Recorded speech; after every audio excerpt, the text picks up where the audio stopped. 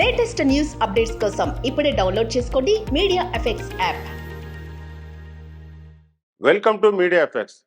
తెలుగు సినీ పరిశ్రమలో super star గా కొనసాగుతున్న మహేష్ బాబు ఈ సంక్రాంతికి గుంటూరు కారం సినిమాతో ప్రేక్షకులను పలకరించాడు. అయితే ఆ సినిమాకు మంచి టాక్ రాలేదు.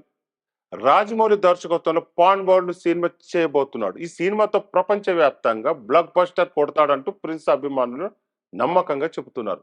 దాదాపు 3 సంవత్సరాలు ఈ సినిమాకే కేటాయించాల్సి వస్తుంది. 2 భాగాలుగా రానుందా లేదంటే ఒకటే భాగం వస్తుందా అన్న దానిపై ఇంకా స్పష్టత రాలేదు.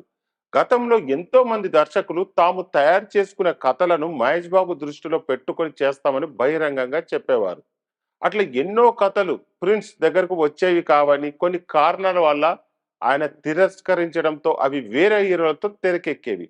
అలా కొన్ని తిరస్కరించిన కథలతో ఏకంగా తమిళ స్టార్స్ హీరో సూర్య 3 సినిమాలు చేశాడు. వాటిలో 2 సినిమాలు బ్లాక్ బస్టర్ అవ్వగా ఒకటి మాత్రం నిరాశపరిచింది. కెఎస్ రవికుమార్ దర్శకత్వంలో సూర్య చేసిన గట్టికుడు సినిమా ముందుగా మహేష్ బాబు దగ్గరికే వచ్చింది.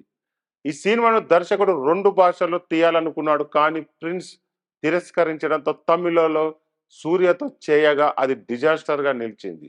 విక్రమ్ కే కుమార్ దర్శకత్వంలో వచ్చిన 24 సినిమా మంచి విజయాన్ని అందుకుంది.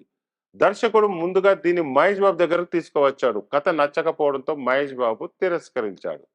దీంతో సూర్య కథానాయుడుగా తెరకెక్కి తెలుగు తమిళ విజయం అందుకుంది. మురుగదాస్ దర్శకత్వంలో వచ్చిన 7 సెన్స్ సినిమా కూడా మహేష్ బాబు దగ్గరికే వచ్చింది. కథ నచ్చినప్పటికీ అందులో ఉన్న పాత్రల ఆహార్యాన్ని విభిన్న తను తాను ఊహించుకోలేక తిరస్కరించాడు. తర్వాత సూర్యతో తెరకెక్కి మంచి పేరు తెచ్చుకుంది.